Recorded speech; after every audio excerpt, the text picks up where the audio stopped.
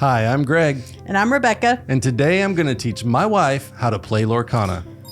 So in Lorcana, we are Lumineers that have traveled to the realm of Lorcana, where we use magical ink to summon glimmers of Disney characters in order to collect missing pieces of lore.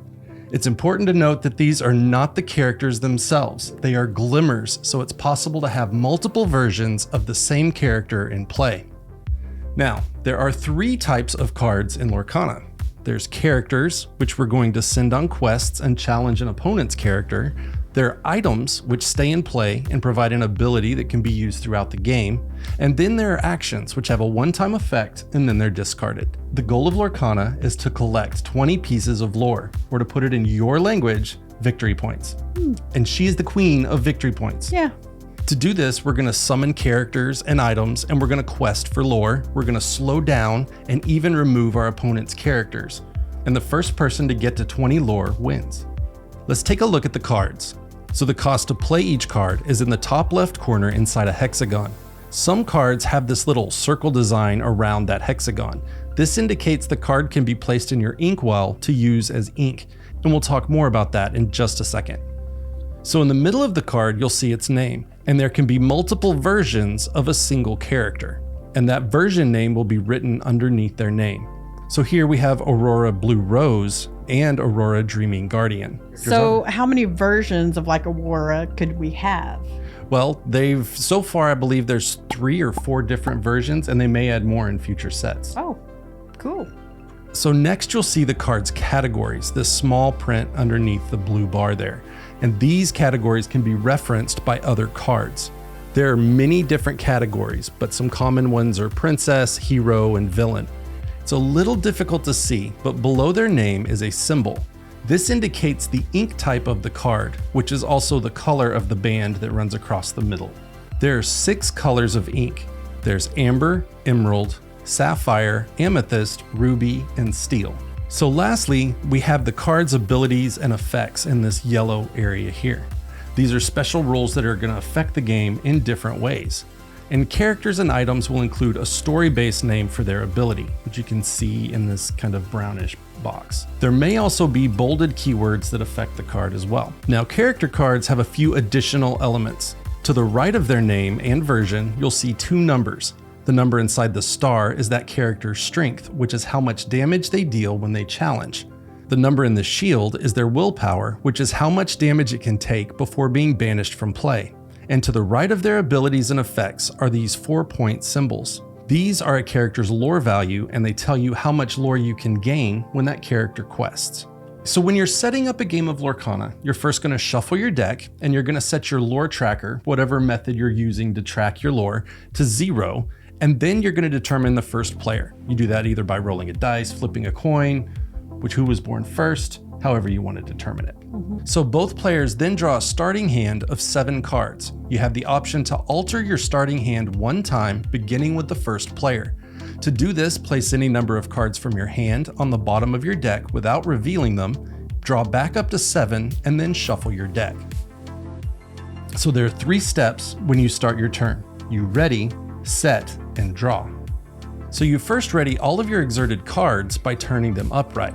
Then you set, meaning you check for effects on your cards that may happen at the start of your turn. And finally, you draw 1 card. And the first player skips this step on their first turn. That's to balance the mechanic of them getting to go first. So now let's talk about how you pay for your cards. Okay. As we mentioned earlier, the cost to play each card is in the top left corner. Now the currency is ink. Once per turn, you can reveal a card with the design around its cost, and you can place it face down in your inkwell. You can do this at any point during your turn, but only once per turn. To spend ink to play cards, you exert or turn a card on its side to show that it's been used. So if a card has 4 ink, you would need to exert 4 ink in your inkwell to play it. But nobody sees, those are turned upside down.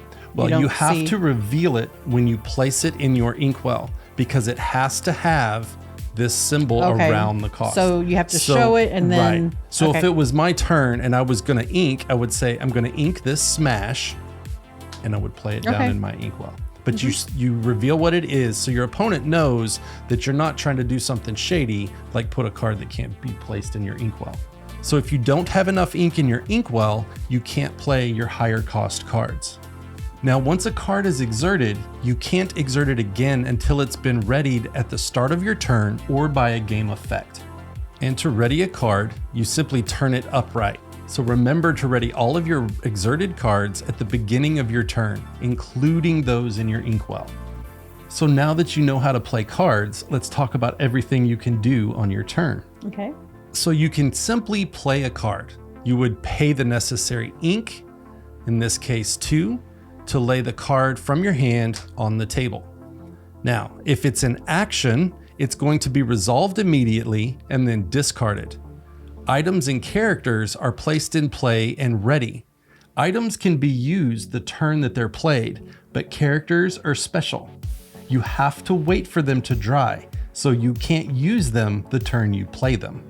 Now, this wouldn't be a Disney game without songs. Of course not. And you're going to love this part because this makes the game a musical. Oh. Some actions are also songs, and they're indicated here in the category. So in addition to being able to pay ink to play a song, you can also have one of your characters in play sing that song.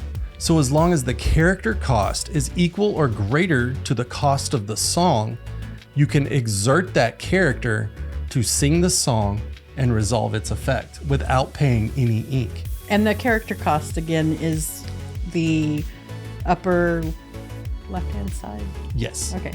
So if I wanted to sing Grab Your Swords, Aurora Blue Rose would not be able to because she only costs 4.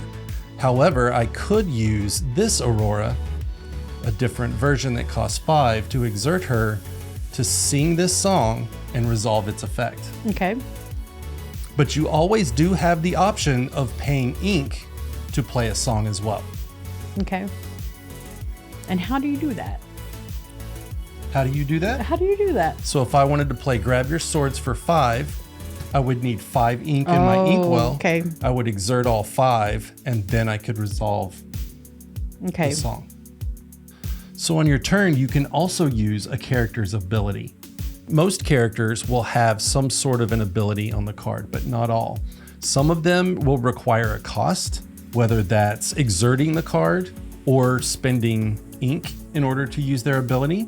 So you can also use an item's ability as long as it's in play. And you can spend its cost, whether that's to exert it, sometimes to pay ink, to resolve it. Now, another option you have is to quest for lore. So you would simply say, I'm going to quest with Aurora here. You would exert them and you would gain lore equal to their value. In this case, it would be 2. When this Aurora quests, it would be for 1 lore. But you quest, but the card stays there. Correct. Now that we've talked about exerting your cards for abilities, let's talk about challenging. So let's say this is the board and you're sitting on this side here. These are your characters. These are your opponent's characters. You can challenge your opponent's characters, which basically means attack them. So earlier we talked about the strength and willpower number. When you want to attack, you simply exert the character, state that they're going to challenge, and then you indicate which of your opponent's character they're going to be challenging. The catch is, in order to challenge an opponent's character, that character must be exerted. Oh, okay. You cannot challenge your opponent's ready characters. Okay. So in this case, you could challenge Ariel, but not challenge Moana.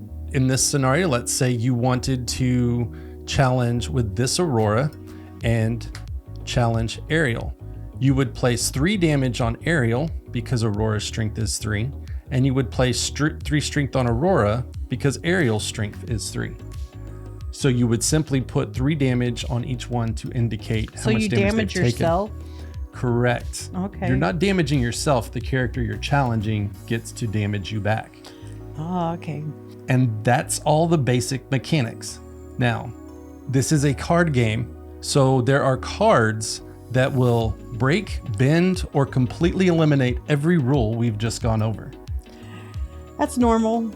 So today what we're going to be doing is taking the Set 1 starter decks, which are designed just to teach the mechanics of the game. They're not very powerful, they're not very consistent. They just have a good group of cards that teach you different elements inside the game. Okay. Well, let's choose our decks and get to it. Okay, let's see how this is gonna go.